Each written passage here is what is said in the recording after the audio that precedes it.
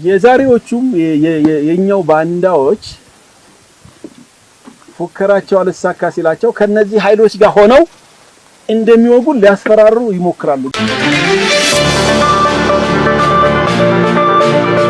ሰላም ጤና ይስጥልን ውድ ተመልካቾቻችን አድማጮቻችን፣ ከሰዓቱ አበይት መረጃዎች ጋር እኔ ደረጀ ሀብተወልድ ነኝ።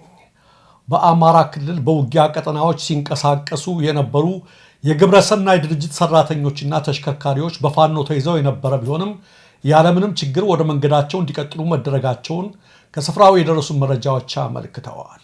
በክልሉ ለሰብአዊ ድጋፍና ተግባር ሲንቀሳቀሱ የነበሩት የግብረሰናይ ድርጅት ተሽከርካሪዎችና ሰራተኞች በአርበኞቹ ቁጥጥር ስር ውለው የነበረ ቢሆንም ለወደፊት ስለምታደርጉት እንቅስቃሴ አስቀድማችሁ ብታሳውቁ መልካም ነው የሚል ምክር ከተሰጣቸው በኋላ ያለምንም ችግር ወደ ጉዟቸው እንዲያመሩ መደረጋቸው ነው የተመለከተው። ለወደፊት ስትመጡ እያሳወቃችሁ ነው። አሁን ተቀመጡ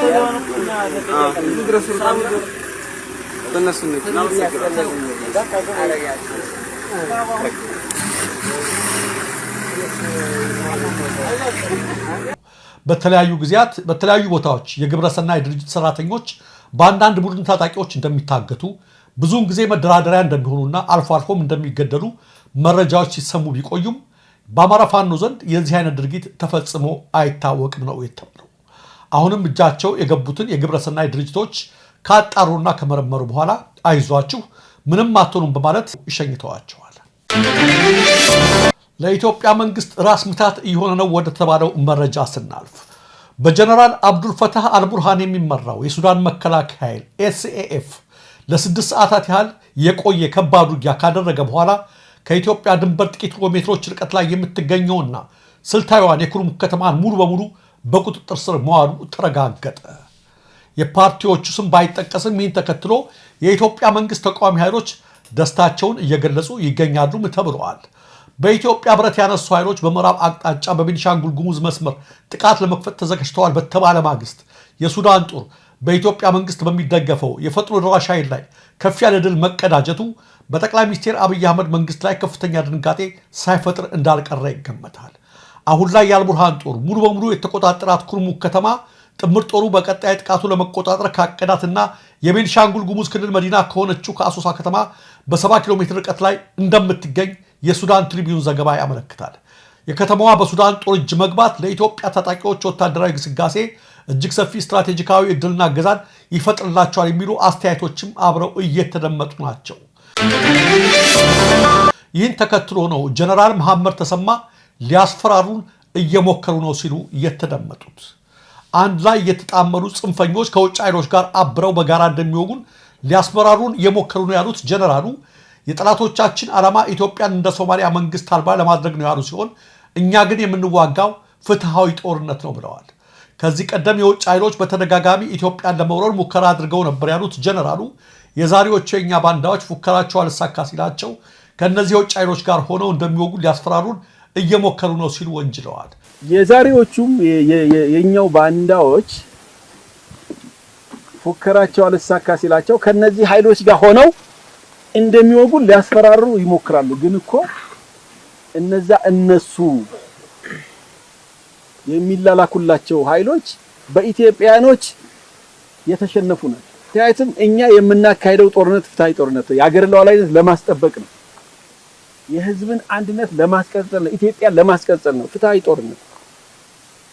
ጀነራል መሐመድ ይህን ከማለታቸው በፊት ፓርላማው ላይ ሪፖርት ያቀረቡት አብይ አህመድም የውስጥ ጽንፈኞች ከሻቢያና ከሱዳን ጋር ሆነው መንግስትን ለመጣል እያሴሩ ነው። ሆኖም እንኳን ወያኔ ሻቢያና ሱዳን ማንም ቢመጣ ቅንጣት ያህል የሚፈጥረው ነገር የለም በማለት መፎከራቸው ይታወቃል።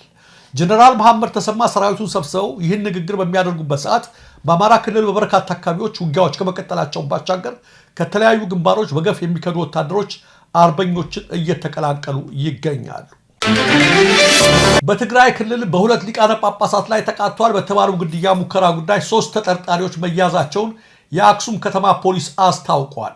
የአክሱም ከተማ ፖሊስ ሐምሌ 1 ቀን 2018 ዓ.ም ባወጣው መግለጫ ሰኔ 30 ቀን 2018 ዓ.ም በአበው ሊቃነ ጳጳሱ የመኖሪያ ቅጥር ግቢ ውስጥ አንድ ጥይት ብቻ መተኮሱን እንዳረጋገጠ ነው ያመለከተው። እንደ ፖሊስ መግለጫ ጥይቱን የተኮሰው በተቋሙ የጥበቃ ሰራተኛ ሲሆን በጉዳዩ ዋና ተጠርጣሪ ከተባለው የጥበቃ ሰራተኛ ጋር ሌሎች 2 ተጠርጣሪዎችም በቁጥጥር ስር መዋላቸውን አስታውቋል። የአክሱም ከተማ ፖሊስ ማንኛውም የወንጀል ድርጊት ከህዝብና ከፖሊስ ኃይል ማምለጥ አይችልም በማለት ጉዳዩን በጥልቀት እንደሚያጣራ በመግለጽ ለህግ የሚያቀርብ የምርመራ ቡድን ማቋቋሙንም አስታውቋል። በምህጻረ ቃሉ IOM ተብሎ የሚጠራው ዓለም አቀፉ የፍልሰት ድርጅት ኢትዮጵያ ለኢቦላ ወረርሽኝ የመጋለጥ ዕድሏ ከፍተኛ ደረጃ ላይ ይገኛል አለ። ድርጅቱ ሀገሪቱ ለበሽታው ከመጋለጥ አንጻር በከፍተኛ ደረጃ ቅድሚያ ከሚሰጣቸው ሀገራት መካከል አንዷ መሆኗን ሰሞኑን ባወጣው ሪፖርት ላይ ነው ያመለከተው። ድርጅቱ ኢትዮጵያ ለበሽታው በከፍተኛ ደረጃ ተጋላጭ መሆኗን የገለጸው ዓለም አቀፍ ተጓዦች በብዛት የሚያልፉባት ድንበር ተሻጋሪ የንግድና የመጓጓዣ ኮሪደሮች ያሉባትና በሽታው ከተከሰተባቸው አካባቢዎች ጋር ያላት ድንበር ክፍተት ያለበት መሆኑን በመዘርዘር ነው። በድርጅቱ ሪፖርት መሰረት የቦሌ ዓለም አቀፍ አውሮፕላን ማረፊያ፣ የድሬዳዋ፣ የመቀሌና የባህር ዳር አውሮፕላን ማረፊያዎች፣ የሞያሌ፣ የመተማ፣ የጋላፊ፣ የደዋሌ፣ የፓጋክና የኩርሙክ የድንበር መግቢያና መውጫዎች እንዲሁም የድሬዳዋ የባቡር ጣቢያ ቅድሚያ ትኩረት የሚሰጣቸው ቦታዎች ናቸው። ድርጅቱ ኢትዮጵያን ጨምሮ በአፍሪካ ቀንድ ምስራቅና ደቡባዊ አፍሪካ ለ12 ሀገሮች በሽታውን ለመከላከልና ፈጣን ምላሽ ለመስጠት የ55.9 ሚሊዮን ዶላር እቅድ የነደፈ ሲሆን ከድጋፍ ውስጥ 4.4 ሚሊዮን ዶላሩ የኢትዮጵያን የጤና ስርዓትና በድንበርና ኮሪደሮች አካባቢ የጤና ተቋማትን ለማጠናከር እንደሚውል አስታውቋል። የአሜሪካና የኢራን ድርድር ከፈረሰ በኋላ መጠዛጠዙ እንደገና ቀጥለዋል። አሜሪካ በካሚኒ የቀብር ስነ ስርዓት ወቅት የተኩስ አቁም ስምምነቱን ጥሳለች በሚል ምክንያት ኢራን በባህረ ሰላጤው በሚገኙ የአሜሪካ የጦር ሰፈሮች ላይ ከባድ ጥቃት እየፈጸመች እንደምትገኝ ተያይዘው የሚወጡ ተንቀሳቃሽ ምስሎች ያሳያሉ።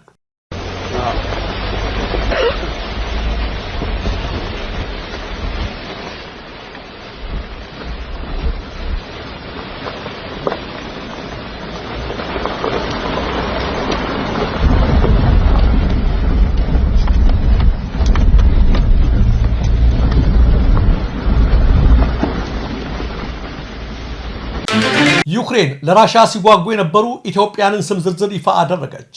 የዩክሬን የስለላ ተቋም በሩሲያ ጦርነት ተሰልፈዋል ያላቸውን 34 ኢትዮጵያን ስም ዝርዝር ይፋ አድርገዋል። በዩክሬን መንግስት የስለላ ተቋም ስር የሚንቀሳቀሰው I want to live የተሰኘው ፕሮጀክት በዛሬው ዕለት ነው በሩሲያ ጦርነት ውስጥ የተሳተፉ ያላቸውን 34 ኢትዮጵያን ስም ዝርዝር ይፋ ያደረገው። ፕሮጀክቱ ይህን አስመልክቶ ባወጣው መግለጫ የሩሲያ ውጭ ጉዳይ ሚኒስትር ሰርጄይ ላቭሮቭ ወደ ኢትዮጵያ የገቡት በአፍሪካ የሚያደርጉት ጉብኝት አንዱ አካል አድርገው ነው። ይህ ጉብኝታቸው ደግሞ ሩሲያ በዩክሬን ላይ በምታደርገው ጦርነት የአፍሪካ ዜጎችን ማሰለፏ ከፍተኛ ተቃውሞ መቀስቀሱን ተከትሎ ነው ብለዋል። ሚኒስትሩ አዲስ አበባ መግባታቸው ምክንያት በማድረግም ለሩሲያ ተሰልፈው የሚዋጉ 34 ኢትዮጵያንን ስም ይፋ ለማድረግ መወሰኑን የጠቀሰው ፕሮጀክቱ ከእነዚህ መካከል ቢያንስ 3ቱ መሞታቸውን አስታውቋል። ፕሮጀክቱ እንደገለጸው እነዚህ ኢትዮጵያን ለሩሲያ ጦር ኃይል የፈረሙት በተለያየ ጊዜያት ነው።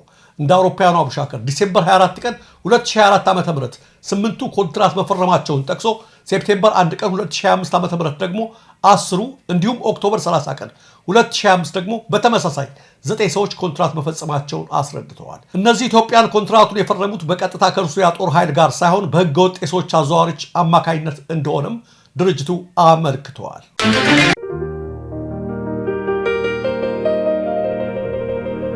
ራማ ኬተሪንግና አገልግል ሙሉ የኬተሪንግ አገልግሎት የምንሰጣቸው አገልግሎቶች አገልግል በተለያዩ ፓኬጆች ባዘዙን ቦታ እናቀርባለን። እጅ የሚያስቆረጥም ዶሮ ወጥ በብዙዎች የተመሰከረለት ግሩም ዳቦና አነባበሮ በትኩሱ እናደርሳለን። መጠጥም ከፈለጉ በቀማሾች የተመሰከረለትን ከንጹህ ማር የሚሰራ ጠጅን ጨምሮ በድንቅ ባለሙያዎች የተጠመቀ ጠላ፣ ብርዝና ኬኔቶ ይዘን ከተፍ እንላለን። ለሰርግ፣ ለልደት፣ ለእዝን ነዳያንን ለማብላት ለሌሎችም ዝግጅቶች አገልግሎታችንን ሲፈልጉ በ0911 395399 ይዘዙን። የቀጠሮ ሰዓት ሳናዛንፍ በንጽህናና በታማኝነት እናደርሳለን። በአገልግሎታችን እናረካውታለን። የጥራትና የታማኝነት አገልግሎት ከተመጣጣኝ ዋጋ ጋር ከሆነ ፍላጎቶ ራማ ኬተሪንግና አገልግል ይሁን ቀዳሚ ምርጫው። ራማ ኬተሪንግ በሀገር ውስጥም ከሀገር ውጭም ካሉበት ቦታ ሆኖ ለማዘዝ ስልክ ቁጥራችንን ነው 0911 395399 ወይንም 0921 20 58 54።